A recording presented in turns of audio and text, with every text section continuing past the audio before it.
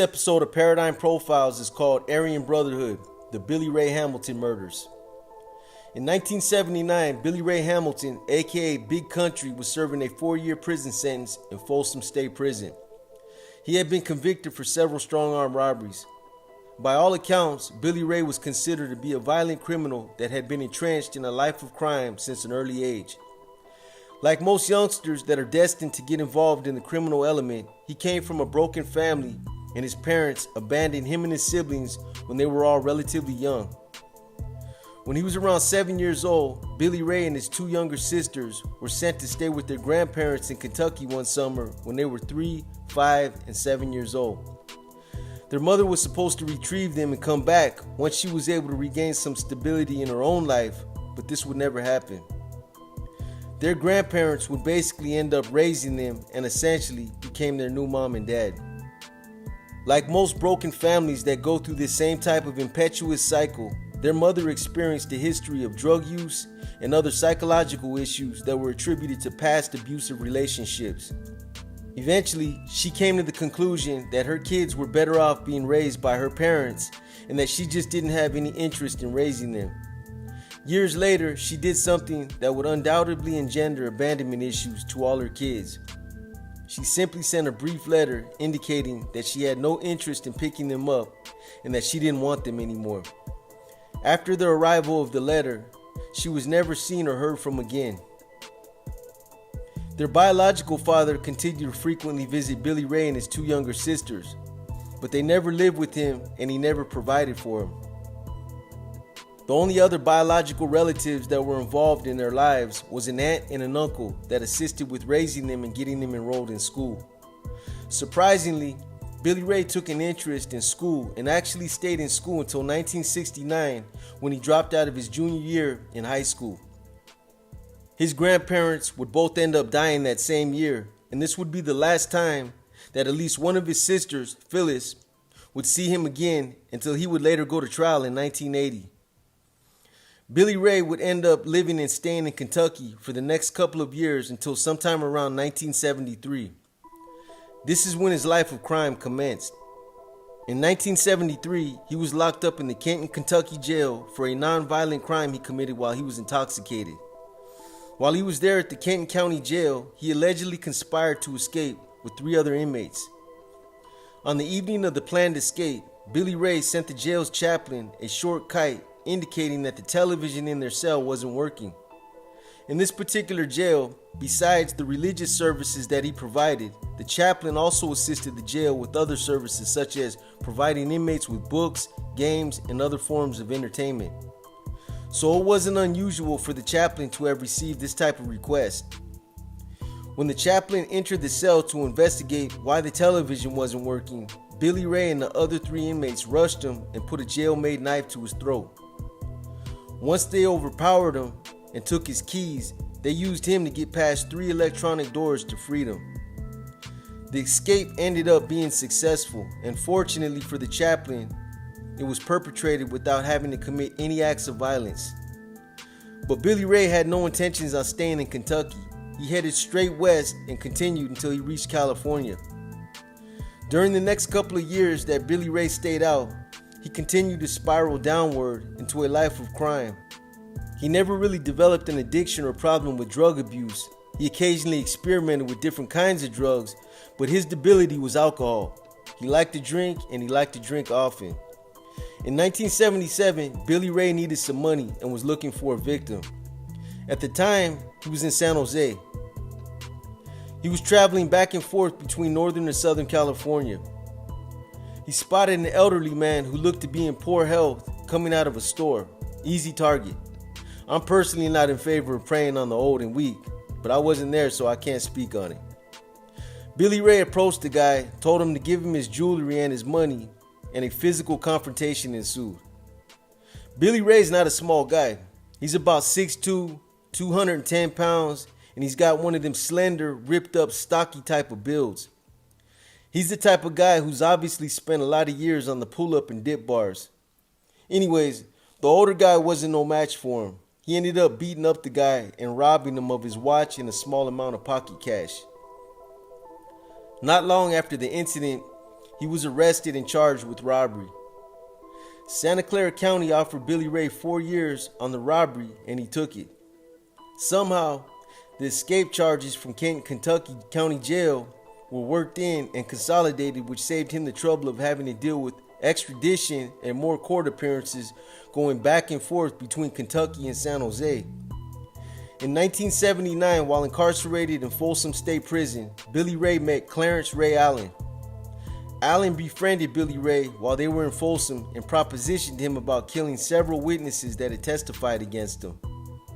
Allen was doing time after having masterminded a 1974 burglary at a Fresno supermarket by his crime family. Following the burglary, he subsequently ordered the execution of a member of the family who had snitched. The victim's name was Mary Kitts. Kitts is pictured at right. In 1977, Allen was tried and convicted of burglary and murder, among other offenses, and was sentenced to prison. Ray Schlietwitz, one of the owners of Franz Market, and his son, Brian is pictured at right, had testified against Allen. This is where the story gets interesting. On September 2nd, 1980, Allen's son Kenneth wired Billy Ray $100. This money was allegedly sent to assist Billy Ray in purchasing a weapon and to just help him get other things he would need in order to carry out the hit. During the week preceding September 5th, 1980, Billy Ray and his ride-or-die girlfriend, Connie Barbo, visited the home of Kenneth Allen and his wife Kathy several times. Keep in mind, Allen's son Kenneth and his wife Kathy were considered to be part of Allen's crime family. So they were obviously breaking bread with Billy Ray and his wife to strengthen those relationships. Later on during the search of their house, they even found a picture of Billy Ray, which ended up being critical in establishing their connection. Because Allen was working a clerical job at Folsom, he had access at Folsom prison records, including photographs of inmates. So the photo that was found of Billy Ray was a picture that Allen had mailed to his wife. It's safe to assume that the picture was to serve as a visual verification for Allen's wife and son so that they could be sure that the guy who would be paroling and showing up to the house was the same guy. But the fact that they didn't dispose of the picture and get rid of it after his identity was confirmed ended up backfiring on them. Ray was a strange character. Born in Blair, Oklahoma in 1930, he asserted he was part Choctaw, which meant he laid claim to being a member of the Muscoetan Indian tribe, which included the Creek, Chickasaw, Choctaw, and Seminole tribes. The Allen family was dirt poor, so Ray grew up picking cotton. But Ray was ambitious. Later he moved to Fresno, California, where he got married and started his own security company. Charismatic and hardworking, Ray's company flourished. He went from bum status, renting a shack for $75 per month, to baller status, owning a ranch where he raised fancy show horses, thoroughbreds, and Arabians, owned an airplane, and had a swimming pool in his backyard. Back in those days, having a swimming pool in your backyard was major. But for some reason, success and wealth weren't enough for Ray. There was a discordant element inside Ray. Maybe he was simply bored. Some said he went insane. Whatever the reason, his psyche became tainted. Ray turned to crime, forming his own gang, which he baptized as the Ray Allen Gang. Some of those he attracted were young ne'er-do-wells, impressionable, impulsive, and reckless men who sought an outlet for their dissatisfied lives. Ray recruited them and gave them direction. That's what set Ray apart. He had vision, and with ambition, this is what gave him that surge to keep attaining more. He turned his whole gang into criminals. The Ray Allen Gang's most important rule was no snitching. Ray told the gang that snitches would be killed. This was a policy he actually implemented. To make his point, he pulled out a newspaper article about 2 people who had been found dead in Nevada, telling his gang that there was only one punishment for snitches. The gang began a series of carefully planned robberies, hitting both residences and businesses. Ray orchestrated the robberies. He seemed to have a knack for it. Apparently it was fun, an easy come up and a way to get a thrill. And no one got hurt. But then things changed. In 1974, Ray was determined to rob Franz Market in Fresno. Not only did Ray know the people who owned the store, but they were also friends of his, which meant the store would be an easy target because Ray knew exactly how to get in. So Ray came up with the plan. He would need help to pull it off, but that was no problem. He recruited his son Roger and Roger's girlfriend, along with a couple other willing helpers. The willing helpers were Carl Mayfield and Lee Furrow. Furrow was pictured above. These were his boys, and he trusted them with his life. The plan went like this. Roger would invite Brian Schlietwitz, whose parents owned Franz Market, over to Ray's house for a swim. Naturally, Brian would put his swimming suit on, leaving his clothes in the nearby bathhouse. While Brian was swimming, one of the gang would go through his pockets and steal the keys to the store. Meanwhile, Mary Sue Kitts, who was Roger's girlfriend, would get real friendly with Brian, letting him know how much she really liked him. The plan worked to perfection. Brian asked Mary Sue out on a date that same night, and while Mary Sue kept Brian busy, Ray and his son Roger and the other two gang members simply unlocked the door, walked into the store, and went straight to the store safe. They couldn't get it open, so they picked it up and walked out with it. Later, when they got the safe open, they discovered $500 in cash and $10,000 in money orders. This was a disappointment because they expected this to be a big lick. They were anticipating at least $50,000. The gang began cashing out the stolen money orders throughout Southern California. It was smooth sailing. No one suspected anything and no one got hurt. Then Mary Sue had an attack of conscience. Or like I always say when someone has a life-altering event, she had an epiphany. And everything spiraled out of control. Mary Sue told Brian what had happened. This infuriated Ray because they not only got away with it clean, but they would have never even come up on the radar. She gave up the entire blueprints, how they had stolen the keys, how they had stolen the safe, and how they had been cashing out the money orders. She even told Brian how she had duped him into thinking that she liked him by slapping that thing on him. Hurt and angry, Brian found Roger Allen and asked if what Mary Sue had told him was true. Roger admitted it was. The gang had robbed the store. After the showdown with Brian, Roger went to his father and told him what had just taken place. Mary Sue had shot her mouth off and Brian knew who had robbed the store. According to subsequent court transcripts, Roger, who later testified against his father, said Ray decided that Mary Sue and Brian needed to be dealt with. This is when Ray decided to follow through with his newly implemented policy to kill all snitches. In an effort to head off any trouble, Ray paid visit to Brian's parents, the owners of Franz Market. Ray lied to them, telling them that he considered Brian one of his own sons because that's how much he loved the boy. Then he told a whopping lie, informing them that he did not rob the store. Ray had all the characteristics of a true-born criminal. These things weren't indoctrinated in Ray by a gang or a criminal organization. This was simply Ray and how he operated.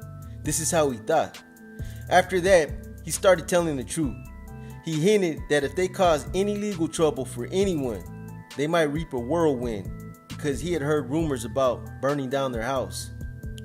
Just to make sure that they got the message, Ray paid Lee Furrow $50 to drive by their house at night and shoot at it. Then Ray decided to take care of any loose ends. The loosest of those loose ends was Mary Sue Kitts. At the gang's next meeting, Ray informed the gang that Mary Sue Kitts was a snitch, which meant that Mary Sue had broken the most important policy. She had to be removed, a full-on removal with guns. The gang voted on how to handle the problem. It was unanimous. Mary Sue was sentenced to die. So Ray came up with the plan, another one of his ingenious plans. They would poison Mary Sue. She would be invited to a party, and then when given the opportunity, they'd give her some poison. The party would be held at the apartment of Ray's girlfriend, Shirley Dokel. This was his Sancha, not his wife. Once the party got going, Lee Furrow was to offer Mary Sue some pills, telling her they were all going to get high together. Only the pills would not be narcotics. They would be poison. They would be cyanide. Once Mary Sue was dead, they would then dispose of her body. Lee Furrow balked. He didn't relish the idea of killing a 17-year-old girl who stood 1 inch over 5 feet and weighed 100 pounds. Shirley Dokel had a problem with the plan too. And they should have. It was a desperate plan and it was fraught with all kinds of problems. Shirley didn't really care if they killed the girl or not, but she wasn't real happy with the idea of the murder occurring in her apartment. She seen the writing on the wall. Ray was using her spot to carry out his slipshod plan. Lee Furrow and Shirley Dokel complained to Ray, who convinced Shirley that the deed needed to be done and that this was the best way to do it. However, Lee Furrow still didn't want to kill the girl. Finally, Ray had had enough of Furrow's whining. Ray informed Furrow that if he didn't kill the girl, he would be killed too. 2 murders were just as easy as 1. I'm telling you, Ray was a ruthless, cutthroat dude. From Furrow's narrow point of view, he had no choice, so he agreed. On the night of the party, Mary Sue Kitts had no clue what was about to take place. She was completely unsuspecting and didn't realize what kind of monster she was dealing with. Shortly after she arrived, Mayfield and Furrow offered her some pills. Mary Sue said no. This is where the plan started to crumble. But they still continued forward. She liked to drink wine when she got high, and they didn't have any wine at the party. Stymied, Mayfield and Furrow didn't know what to do, so they called Ray on the phone. Ray was losing patience. He told them he didn't care how they killed her, but they needed to get it done. Mayfield and Furrow hung up the phone and went back to the party. Again, she politely refused their offer. Baffled as to what to do, Mayfield and Furrow retreated to the telephone and called Ray, who was now furious at his lieutenant's lack of improvisation. Ray told Mayfield and Furrow that he was coming over to the apartment. Soon afterward, Ray met Furrow outside the apartment. Chapping, Ray made it clear that he was tired of all the shilly-shallying. He told Furrow that he didn't care how it was done, but just do it. Ray informed Furrow that if he didn't get the job done, if Furrow tried to leave, Ray would kill him. Furrow returned to the party. After a while, Furrow found himself alone with Mary Sue. Grabbing the frail girl, Furrow started strangling her. Mary Sue tried to fight the guy off, but he was too strong. Right in the middle of the death struggle, the phone rang. Furrow stopped strangling the girl and answered the phone. While Mary Sue grasped for life, Furrow talked to Ray on the phone. Ray asked Furrow if he had killed her. Furrow said no. Ray snarled, "Do it," and hung up. This and other direct quotes that follow are taken from the transcripts of Allen's unsuccessful 2006 federal habeas corpus appeal. Furrow did as he was told. He walked over to Mary Sue and finished what he had started. He strangled her to death. The gang's next objective was disposing of the girl's body. Ray Allen had it all planned. They took the body to the Frying Current Canal, where Furrow dismembered the body with a knife, butchering it like a side of beef. Then they wrapped it and they tied stones to it. As Ray kept a lookout for passing cars, the gang dropped the body of Mary Sue Kitts into the cold, dark waters of the canal. The body of Mary Sue Kitts was never found. It either sunk to the bottom and became fish chum, or it simply disintegrated over time. Ray Allen made sure that everyone involved in the grisly event knew that they were as equally guilty. He had to. He was covering his tracks and making sure that nobody else had the same kind of epiphany that Mary Sue Kitts did. That's just another old school scare tactic of reminding an accomplice that if you tell on me, you're also telling on yourself. They were all accomplices to murder, and they all had blood on their hands. The next day, Lee Furrow disappeared. Mayfield questioned Ray about Furrow's whereabouts. Ray told Mayfield that Furrow was no longer in existence. Ray explained that Furrow had gone to Mexico, where Ray had had him killed. Either Lee Furrow was acting too shady, or Ray just figured he was the weakest link. At any rate, he was the second member of Ray's crime family to be eliminated, or so he led Mayfield to think. According to Ray, Furrow's murder had only cost Ray $50. He probably found a paisa out there in TJ somewhere, showed him a crispy $50 bill, and handed him a gun. At least that's the story he fed Mayfield. Of course, this was a big lie, a big fat lie. Furrow was not dead. He would reappear later on and help Ray Allen rob a jewelry store. 6 months later, Mayfield asked Ray if he wasn't worried about one of the gang members talking too much or making a deal with the authorities. Ray replied that he was not worried about it. If anyone squealed, things would be taken care of no matter what.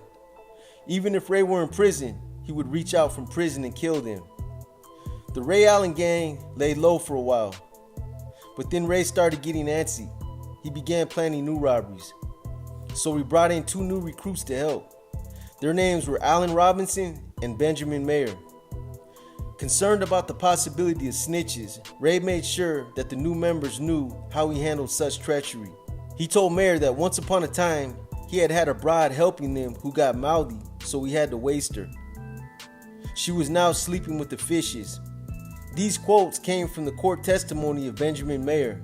In the same testimony, Mayer also stated that Ray told them, "If you bring anybody in my house that snitches on me or my family, I'll waste them." There's no rock, bush, nothing he could hide behind. Impressed by Ray's vehemence and savagery, Mayer asked Ray what he would do if you were in jail and couldn't get out. Ray said, "You've heard of the long arm of the law before, right? Well, don't underestimate the long arm of this Indian. I will reach out and waste you." Ray's new plan involved the gang hitting Kmart stores. The first one would be the Kmart in Tulare, California. Ray told his gang he had a foolproof method for robbing Kmarts. The Ray Allen gang hit the Tulare Kmart store on February 10, 1977. They got away with $16,000. But Ray thought Allen Robinson had screwed up during the robbery. Ray considered killing Robinson and making an example out of him.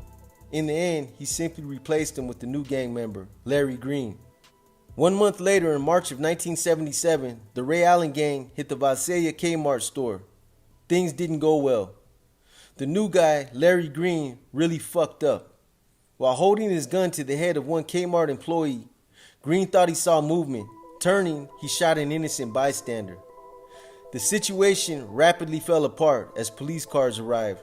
Green, Mayer, and Ray Allen were all arrested. That's what happens when you have a loose cannon rolling with you.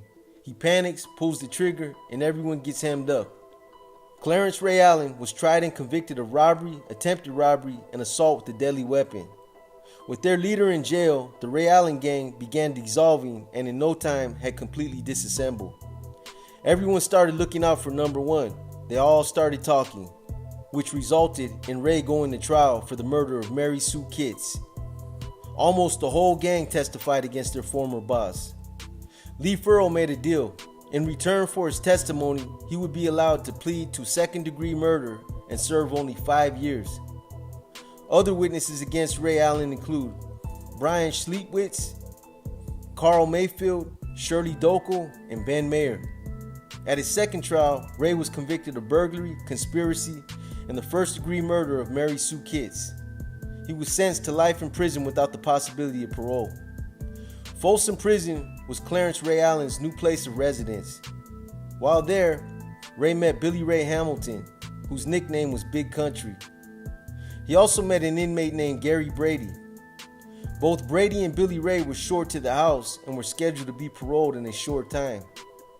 As charismatic as ever, Ray soon had both men eating out of his hand, literally.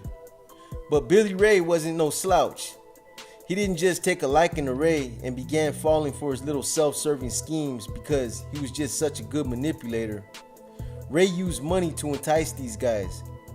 Ray told his new friends that his appeal was coming up soon, and to guarantee that things went smoothly, Ray needed certain people whacked. He would pay Billy Ray $25,000 to take care of business for him. Ray's plan went like this. His other son, Kenny, would provide the money, guns, and transportation. As soon as Billy Ray was paroled, Kenny would hook up with them, giving him the items necessary for the murders. Billy Ray would then kill everyone that Ray wanted whacked. Billy Ray's first targets were to be the owners of Franz Market and their son, Brian Schleitwitz. This seemed easy enough, and back in the late 70s, early 80s, 25 bands was a lot of scratch.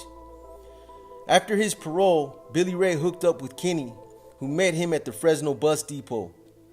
Connie Barbo, who was Billy Ray's ride-or-die girlfriend, also showed up in Fresno. She was going to participate in Billy Ray's murder spree for a cut of the money. According to later statements made by Connie's friends to police investigators, for a few $1,000s and some crank, she was willing to snuff out a life. All she wanted was a few fat rails and some pocket money. Kenny provided Billy Ray with a sawed-off shotgun, a .32 caliber revolver, and some shotgun shells. With guns in hand, Billy Ray and his girlfriend drove the car provided by Kenny Allen to Franz Market. Their intended victims were Raymond Schlichtwitz and his son, Brian Schlichtwitz. However, when they got to the market, they aborted their mission.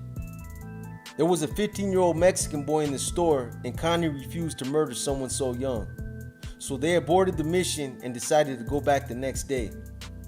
At 7:57 p.m. the next day, Billy Ray and Connie returned, and per customary procedure, one of the clerks locked the front door after they entered. This was to prevent any more customers from entering before closing, and two, as a way to announce that this was the closing of the business. No other customers were present, and the employees were closing the store. Billy Ray and Connie went back to the meat counter where Rios wrapped several items for them. Rios began to sweep the aisles, but kept an eye on the couple because he suspected they might shoplift. After watching them go down several aisles and put items in a shopping cart, however, he decided they were not planning to steal. He went back to the stock room at the rear of the store. As Rios walked into the stock room, he saw his fellow employees Douglas White, Brian Schlichtwitz, and Josephine Rocha walking in behind him, followed by Connie and Billy Ray, who was holding the sawed-off shotgun. Billy Ray ordered all employees to lie on the floor. He then directed White into the freezer to open the safe. White is pictured at the top right. White protested there was no safe. Brian then identified himself and offered to open the safe and led Billy Ray to a room behind the freezer where the safe was located. Meanwhile, Connie held a .32 caliber revolver on the other employees. From where he lay, Rios could hear some scuffling between Brian and Billy Ray. Schlichtwitz is pictured at right. He heard Billy Ray say, "You better not get a gun," and then a loud bang. Billy Ray then walked Brian into the nearby stockroom and shot him in the head. Billy Ray emerged from behind the freezer and said to White, "Okay, big boy, where's that safe?" When White said he did not know, Billy Ray shot him in the neck and chest, killing him instantly. At that point, Rios dashed to the bathroom and tried to lock himself in. Rocha was still sitting on the stockroom floor. Rocha is pictured at right. The booming noise of the shotgun, along with the berserk violence and splattered blood, caused employee Josephine Rocha to start sobbing hysterically. Billy Ray shot her in the heart, probably because he was annoyed. From the bathroom, Rios would later say, "I heard another shot." The bathroom door then opened and Billy Ray loaded his shotgun, aimed, and fired at Rios, hitting him in the face. But Rios did not die. Rios managed to raise his left arm to his face, sustaining several injuries to the arm and elbow. The fact that Rios raised his left arm at that fraction of a second when he did saved his life. As far as Billy Ray knew, he killed everyone. Since there was no one left to shoot, it was time to leave. According to the malefactors register, Billy Ray turned to his girl Connie and said, "Let's go, babe." Rios then heard Billy Ray and Connie go to the front of the store. Emerging from the bathroom, Rios saw the three other employees lying on the floor.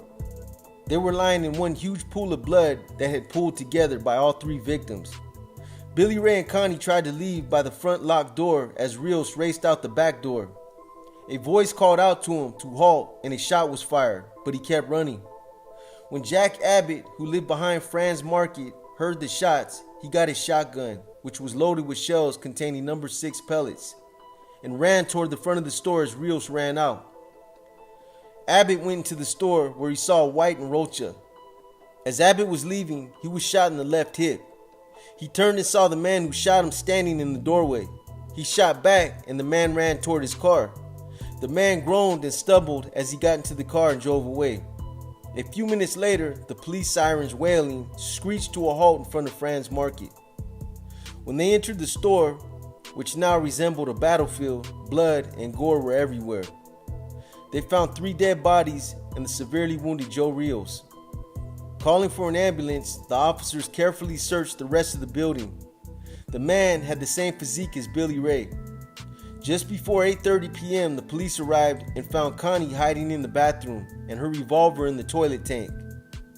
Rocha, White, and Schlichtwitz had died from massive shotgun wounds. The front door of Franz Market was stained with blood, later found to match Billy Ray's type. Meanwhile, Billy Ray located a phone and called Kenny Allen. According to investigators' reports, Billy Ray told Kenny that he had lost his kitten. Billy Ray stated that he needed a new car because by now the police had a description of the one he was driving. The two men met and exchanged cars. Around 10 p.m., Kenneth Allen sold Connie's car, a Mercury Comet, to a friend. Bloodstains matching Billy Ray's blood type, but not Allen's, was later found inside the Comet. Several days after the event, Rios selected Billy Ray's picture from a photographic lineup. He was confident of his identification because he had seen Billy Ray and Connie on 2 successive evenings and had recognized them. Needing a place to hide out, Billy Ray headed north to Modesto, which was where his old prison buddy Gary Brady now lived. Brady, of course, took him in. While he holed up at Brady's, Billy Ray told Brady that he had killed 3 people for Ray. This was according to testimony given by Brady. Billy Ray needed money, so he asked Brady's wife to write a letter to Ray for him. Billy Ray wanted the $25,000 he was owed for the job. The letter proved to be a serious mistake, for Brady's wife put the address of their apartment as a return address. How stupid can you be? While he waited for Ray's reply, Billy Ray decided to rob the liquor store across the street from the apartment complex. This questionable move resulted in Billy Ray being arrested by the Modesto police. On September 10, 1980, Billy Ray was arrested in Modesto following a robbery at a liquor store. The lower left leg of his pants and his left shoe had small holes in them. His left foot bore several small circular injuries and contained 5 foreign objects the size of number 6 shotgun pellets. He also had a several-day-old laceration of the skin between his right thumb and his forefinger, a type of injury frequently caused by the recoil of a sawed-off shotgun. A Cadillac registered to Kenneth Allen was parked near the liquor store. It bore Billy Ray's fingerprints and was stained with blood matching Billy Ray's type, but not Allen's. Following Billy Ray's arrest, the police found in his possession a piece of paper that people referred to as the hit list. This document bore, in Billy Ray's handwriting, the names of Kenneth and Kathy Allen, the names of Brian Schlichtwitz and his father Ray, and the name and address of Franz Market. Man, they're just making all kind of mistakes. As stated above, Ray and Brian Schlichtwitz had testified against Ray in his 1977 trial. This was critical evidence that helped substantiate the link between Billy Ray, Franz Market, and Ray. Meanwhile, Kenny Allen had his own problems. The police arrested him for possession of drugs with intent to sell. While Kenny sat in jail on drug charges, the police connected him to the recent bloodbath at Franz Market. Investigators interrogated Kenny about the murders. Kenny denied any involvement. However, he must have thought it over because a week later he offered to testify against Billy Ray, Connie, and his father. In return, Kenny wanted to be in protective custody and to be given a choice of prisons. He didn't want the long arm of his father reaching out to get him. In June of 1981, Clarence Ray Allen was charged with 3 counts of murder under special circumstances and conspiracy to commit murder. Kenny Allen testified against his father at a preliminary hearing. Then, once again having second thoughts about what he was doing, Kenny Allen decided he would change his testimony during the actual trial. This attempt to recant his previous testimony meant the plea bargain was off. The district attorney promptly charged Kenny Allen with 3 counts of murder at Franz Market. After thinking about it some more, Kenny Allen changed his mind again. Too late, buddy. He decided to testify completely and truthfully, which he did. When the trial of Ray occurred, Kenny testified against his father. During the trial, Ray took the stand, which was unusual in murder trials. In this case, though, Ray had little choice. His only hope of getting off was if he could persuade the jury of his innocence. While on the stand, Ray denied any part in the murders at Franz Market. He also denied participating in a conspiracy to kill witnesses who had previously testified against him. He did admit, however, to writing the letters entered as evidence against him, and he admitted to transporting and disposing of the body of Mary Sue Kitts. Yet he denied any part in her murder. All in all, the trial was pretty much a circus parade of dysfunctional personalities, each of one lying in their attempts to pass the buck. Clarence Ray Allen was obviously a coward and a megalomaniac. He gave orders that resulted in the deaths of many people, yet he himself never actually killed anyone. And he was extremely proud of his success as a robber, providing detailed descriptions of his Kmart robberies for the jury. Kenny Allen's wife, Kathy, testified that Kenny was a drug-crazed psychotic killer who had planned and implemented the murders at Franz Market. Then in the next breath, she admitted to falsifying evidence about the murders. 3 Folsom prison inmates were called by the defense to testify in Ray's behalf. All 3 testified that Billy Ray and Allen had never met in prison. Yet, when asked, they admitted that they would lie to protect Ray. In the end, after 23 days and the testimony of 58 witnesses, on April 22, 1982, the jury convicted Clarence Ray Allen of 3 murders, conspiracy to murder 8 witnesses, and 3 counts of murder under special circumstances. The conviction of special circumstances made Ray eligible for the death penalty. The term special circumstances referred to the fact that Ray had plotted to murder specific people because they had testified against him or could testify against him. Under the law, this intensified the criminality of Ray's actions, making them singularly wicked. 9 days later, the penalty phase concluded. After deliberating for less than a day, the jury returned a verdict of death. Clarence Ray Allen was sentenced to die. Before it was all over, Ray would spend a total of 23 years on California's death row. Aside from being convicted on these murders that sent him to California's death row, Ray was also a suspect in the infamous Chino Hills murders. Although Ray was never charged for the murders, he was one of the leading suspects. In 1983, Douglas and Peggy Ryan, their 10-year-old daughter, and an 11-year-old neighbor were all murdered in an attack in Chino Hills. Ray had previously had a disagreement with the family over a horse he had purchased from them. Kevin Cooper was convicted on the murders, but a girlfriend of Eugene Lee Furrow, convicted of murdering the Kitts and on parole at the time of the inmate in California is getting high-profile support for a new round of DNA tests that could help exonerate him. Kevin Cooper was convicted for the 1983 murders of 4 people outside of Los Angeles. He says he was framed. Senator Kamala Harris said in a statement, quote, "I hope the governor and the state will allow for such testing in the case of Kevin Cooper." Erin Moriarty of 48 Hours has covered this case for nearly 20 years. Erin, good morning. I know this case well. We began investigating this story after I received a letter from Kevin Cooper himself back in 1999. He was convinced then that DNA tests would prove his innocence, but when the results came back, they were not what he had hoped for. It was called the Chino Hills Massacre. On June 4th, 1983, Doug and Peggy Ryan, both 41, were found in their home hacked to death, along with their 10-year-old daughter Jessica and a young neighbor, 11-year-old Christopher Hughes.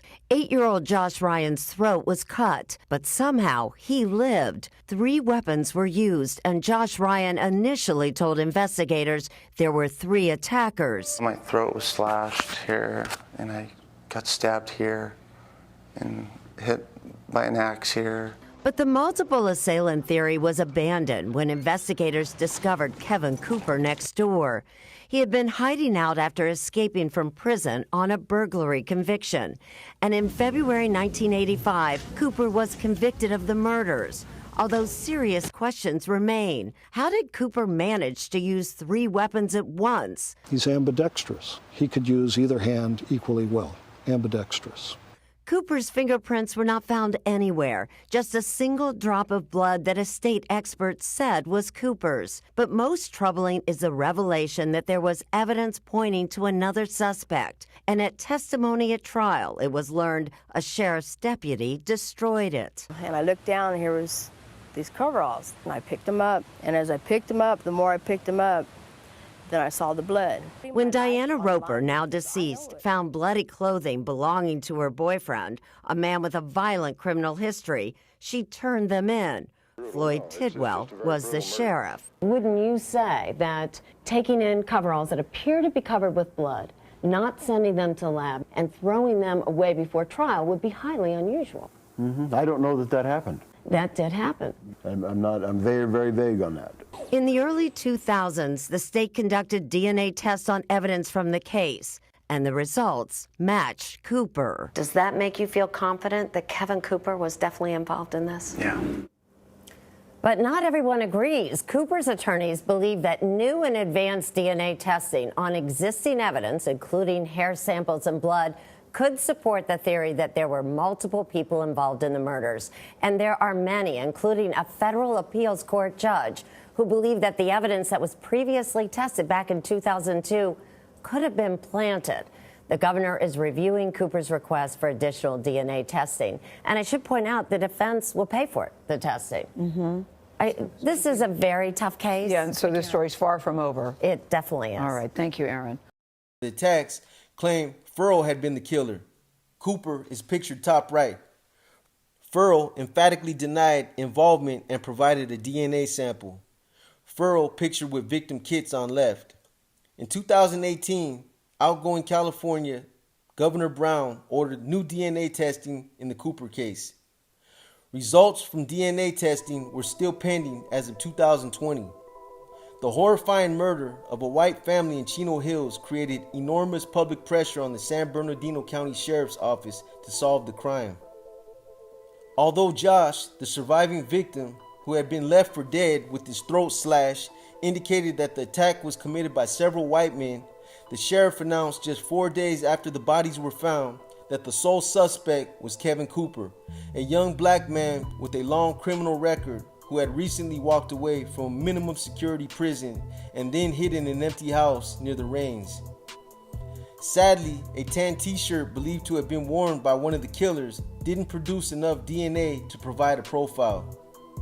The DNA degraded over the decades while California authorities blocked the testing that Cooper had pleaded for, letting officials run out the clock. Likewise, hairs found clutched in the victim's hands weren't Cooper's. No hairs from an African American were found at the crime scene, but didn't lead to a match with a suspect either. The most significant result was from an orange towel apparently taken by one of the murderers from the Rains home, perhaps to wipe off sweat, and then discarded. It yielded a full DNA profile, and it's not Cooper's or any one of the victims, but it hasn't been matched to anyone else. Match that DNA, and we may quickly solve these murders. 2 other witnesses also willing to testify in court, saying written statements that this same person bragged to them more recently about having murdered an entire family, saying, "We butchered all of them." This other suspect is a white man who's only identified by just his first name, Lee, for he must be presumed innocent. Lee is a convicted murderer who had completed his sentence and had been out of prison for less than a year when the Rains were killed. Yet Cooper remains in prison. That's partly because the San Bernardino County District Attorney's Office continues to resist an investigation whether he's innocent, just as it previously resisted comprehensive DNA testing. Relatives of the victims are convinced that Cooper is guilty, and San Bernardino authorities argue that there is plenty of forensic evidence against him: a bloodstain, shoe prints, cigarette butts, and so on. If you trust the sheriff's office, it's compelling. But significant questions have been raised about every element of this evidence, with indications that it was systematically planted to frame Cooper. What is undisputable is not Cooper's guilt or innocence, but doubt. When federal judges and law school deans believe that a man has been framed, and when another person is said to have privately confessed to the murders, how can we keep a man on death row because, well, it's possibly he's guilty? Cooper's appeals continue to trudge through the courts, but this case has political and racial overtones. Meanwhile, the district attorneys prosecuting these cases announced almost simultaneously that Billy Ray also faced the death penalty. His trial was held in Contra Costa County. He was portrayed as a murderous, hardcore Aryan Brotherhood incorrigible that had no compassion for human life. Eventually, he put on a defense of mistaken identity. The deputy sheriff who took Abbott's initial statement testified that Abbott had been unable to identify or describe who shot him except as a dark-haired male. Abbott said he had seen only a silhouette in the doorway when he looked to see where the shots were coming from. Kathy Allen's brother, William Proctor, testified he saw a third man with Kenneth and Billy Ray at the Allen house on September 5, 1980. Proctor claimed the third man was tall and muscular like Billy Ray. He also testified Billy Ray was walking with a slight limp that day, as though he had a twisted ankle. Proctor asserted that Connie was not present at the Allen home that evening. Also testifying for the defense, Shane Calloway first claimed he accidentally shot defendant in the foot on September 4, 1980. He stated Billy Ray and Kenneth Allen had come to his house to collect a debt that he owed Allen. He paid under duress but said he would get even. Billy Ray laughed. He then angrily pulled out a shotgun and accidentally caused it to discharge into Billy Ray's foot. Calloway admitted that he had been at the Allen house several times during September 5, 1980 and had talked with Kathy Allen and was aware Kenneth had been charged in connection with the Franz Market killings. He denied, however, knowing the perpetrator had been shot in the foot. He also denied discussing any of the events at Franz Market with Kathy. Following Calloway's testimony, the defense rested. Soon thereafter, the court released Calloway on his own recognizance and directed him to the public defender's office where he conferred with an attorney. When the court reconvened later that day, Calloway, his public defender, defense counsel, and the prosecutor were present. The public defender informed the court that he had discussed both the misdemeanor warrants and possible perjury charges with Calloway. The public defender and the prosecutor agreed that Calloway, who had returned to testify from Utah without a subpoena, should be immune under the spirit of codification of the Uniform Act to secure the attendance of witnesses from without a state in criminal proceedings. They also agreed that Calloway would be given immunity from prosecution for perjury in his earlier testimony in exchange for testifying for the prosecution. Before Calloway took the stand again, defense counsel moved to preclude his expected testimony to the effect that he had agreed to testify on Billy Ray's behalf only after members of his family received anonymous telephone threats. Counsel based the motion on the ground that no connection between the threats and Billy Ray had been established. The court denied the motion but admitted the evidence only to show Calloway's state of mind and not Billy Ray's consciousness of guilt. Calloway then recanted his earlier testimony for the defense. He stated instead that on September 3rd and 4th, 1980, he had been working at a copper mine in Eureka until 7 or 8 a.m. The airport nearest to Eureka is 120 or 130 miles away. He said that he could not have reached Fresno on September 4th, 1980, and in fact was not there that day. He further testified that Kathy Allen was a good friend and that he had spoken with her a month and a half before the trial. At the time, he was living in Fresno. When he agreed to testify for Kenneth, she gave him a letter containing the substance of what he was supposed to say. He flushed the letter down the jail toilet immediately after his arrest that day. Kathy supplied him with the description of Billy Ray, whom he had never met and thereafter was present when he first talked to the defense investigator at the Allen home. After his interview with the investigator, he decided not to testify and went back to Utah. When members of his family received anonymous telephone threats, however, he agreed to testify for Billy Ray and return. On appeal in 1987, the California Supreme Court affirmed Clarence Ray Allen's death sentence. On subsequent appeal, which cited Ray's old age, his length of time on death row, his physical infirmities, and errors at his trial, inadequacy of counsel, the U.S. Ninth Circuit Court of Appeals denied Ray's claim that executing an aged or infirm person was cruel and unusual punishment. On January 17, 2006, Clarence Ray Allen, at age 76, became the oldest person ever executed by the state of California. During his execution by lethal injection, Allen had an eagle feather on his chest and wore a medicine bag around his neck. A beaded headband encircled his head. For his meal, Clarence Ray Allen dined on buffalo steak and fry bread, traditional Native American foods. Along with those two items, he had a bucket of KFC chicken, sugar-free pecan pie, sugar-free walnut ice cream, and whole milk. His last words were, "It's a good day to die. Thank you very much. I love you all. Goodbye." On March 2nd, 1981, a Contra Costa County jury returned a guilty verdict on Billy Ray Hamilton for 4 counts of capital murder. He spent close to 27 years on California's death row. Clarence Ray Allen and Billy Ray's interaction with each other obviously ceased during the time Ray stood trial and betrayed his one-time friend. But while these guys were both on San Quentin's death row, they lived in different housing units practically the entire time they were there. Ray spent most of his time in East Block, which is synonymous to death row's general population. For a brief time, he was also moved to North Sag, that serves as an honorary unit for the condemned. Billy Ray, on the other hand, spent his entire time there in the Adjustment Center. The Adjustment Center is a segregation unit for condemned inmates that's synonymous to a SHU program or a disciplinary lockup unit. They house death row inmates there that either have a history of assaultive behavior that have been validated by CDCR or those that have demonstrated that they have too much influence over the other inmates. Billy Ray was a validated active member of the Aryan Brotherhood, so he was never housed anywhere else but the Adjustment Center.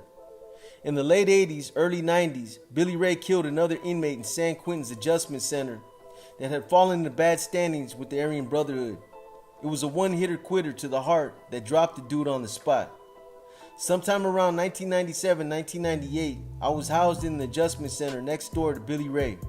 He was my neighbor on the second-tier yard side for about 4 or 5 months.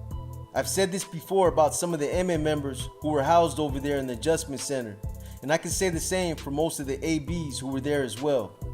When it comes to the North-South politics and just the politics that put our organizations at odds with each other, those guys on death row don't play that shit over there. I mean, if you come into their little world over there and you disrespect them with that type of negativity, then I'm sure they'll get back at you with some of the same. But for the most part, they're not into all that over there. Those guys are very respectful, and they've always embraced me whenever I would go through the AC. It's basically the same type of mutual respect that's reciprocated in the SHU in Pelican Bay. Even though we're enemies and would try to kill each other if the doors ever popped, we still interacted and showed each other the utmost respect. Sharing reading material, playing a game of chess, engaging in an intellectual conversation about world politics or history, or assisting each other with legal endeavors. These are just a few of the ways that we interacted with each other. There's a time and place for everything, so even though we were all conscious of the fact that we're sworn enemies, we were still able to coexist and live amongst each other without all the tension and animosity. They're on a whole different trip over there. Those guys are looking at the death penalty. They don't care about that dumb shit. Me and Billy Ray had that same type of understanding. He was a good neighbor, and I got to know him on a personal level during the few months while I was housed over there. I'm going to be doing another episode on San Quentin's death row detailing some of the incidents that led up to this, but I'll give you guys the short version real quick. During the time we were neighbors, several incidents transpired there that eventually led to a conflict between the MA and the ABs on death row. This conflict spilled out into the yard, which then led to the end of the MA-AB group yard on death row. The incident involved an AB member by the name of Curtis Price, who just recently passed away on death row at the age of 74. Price was a different type of dude. He was an antisocial type of cat that didn't interact on the tier at all. In fact, I think I might have heard him speak 1 or 2 words during the entire time I was on the tier with him, and that was to the COs. Like I said, I'm going to cover the details in the other episode, but the incident that took place involved Price blowing out the power on the tier because someone was either talking too loud, someone was playing their radio too loud or someone had the volume on their television turned up too high. He liked the tier to be quiet, and when it got too loud, instead of just asking someone to turn it down and communicating with them like a civilized convict, he'd just blow the power out so nobody would have power. Although nobody actually ever saw him doing it, it was obvious just based on his character, his demeanor, and the process of elimination. People on the tier tolerated this for a while and just kind of chalked it up to this cat being a grouchy old man. But after a while, it ended up getting old and people started to feel disrespected. First, some of the Crips took up issue with it. This involved Little Evil and Big Hurt, and this almost led to Price getting speared. I was actually involved in that incident, but things got averted.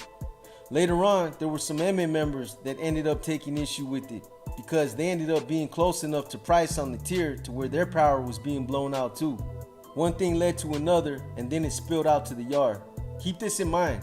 From my observations, it was obvious that Billy Ray got along with everyone and that he was one of the more influential ABs that was solidly embraced by the MA over there. Everybody liked him and he was well respected. Billy Ray was just a social type of guy who interacted with everyone. Don't get me wrong, he carried himself well like a true professional and wasn't one to play grab ass or act like a J-cat. But he just had open communication to all the Imeros and their collective. Anyway, I obviously wasn't on the yard with these guys, so I'm not sure why they weren't able to rectify it and address it without it escalating, like it did. But I can only assume that they were just either fed up with Price or he just wasn't willing to make any concessions insofar as how he chose to deal with the noise level on the tier. Now also keep in mind the ABs were seriously outnumbered out there on the yard. There was probably about 4 or 5 ABs at the most, and then there was around another 3 or 4 regular Woods that were just out there with them. The MA and the Southsiders probably had anywhere from 40 to 50 guys out there that were a mix of MA and Sureños. So during one of their yard programs, all of a sudden the yard tower blew his whistle and hit his alarm. This was followed by several gunshots. It happened quick and then it was over. I couldn't see the far yard from the vantage point that this cell was located in, so I couldn't get a visual, but later on I get a play-by-play rundown from one of the other brothers that was there. This all happened within 10 minutes of these guys going out, so it was obviously a planned and coordinated hit. The MA put about 5 guys on Price with pedazos. They tried to kill him and probably would have if it wasn't for Billy Ray. When Billy Ray seen what was occurring, he rushed over there and did what he could to help Price. And from what I was told, that wasn't much. Considering that they had 5 dudes stabbing Price, all Billy Ray could do was to use his body to shield Price from some of the blows he was taking. When it was over, both Billy Ray and Price had been hit pretty good, but both of these guys would live to see another day. It was unfortunate for Billy Ray that he got drew into that because, like I said, he had solid relationships with most, if not all the MA that were there. But on the other hand, Price was an AB. He was his brother, and he was obligated to come to his aid, whether he was right or wrong. I'm sure the Imeros that were there respected Billy Ray for this, and I'm sure they even anticipated it. But at the end of the day, it wasn't personal, it was just business.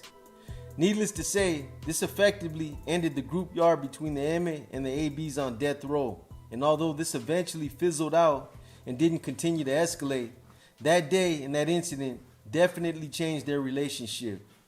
On October 22nd, 2007, after being diagnosed with terminal cancer, Billy Ray Hamilton died at the age of 57.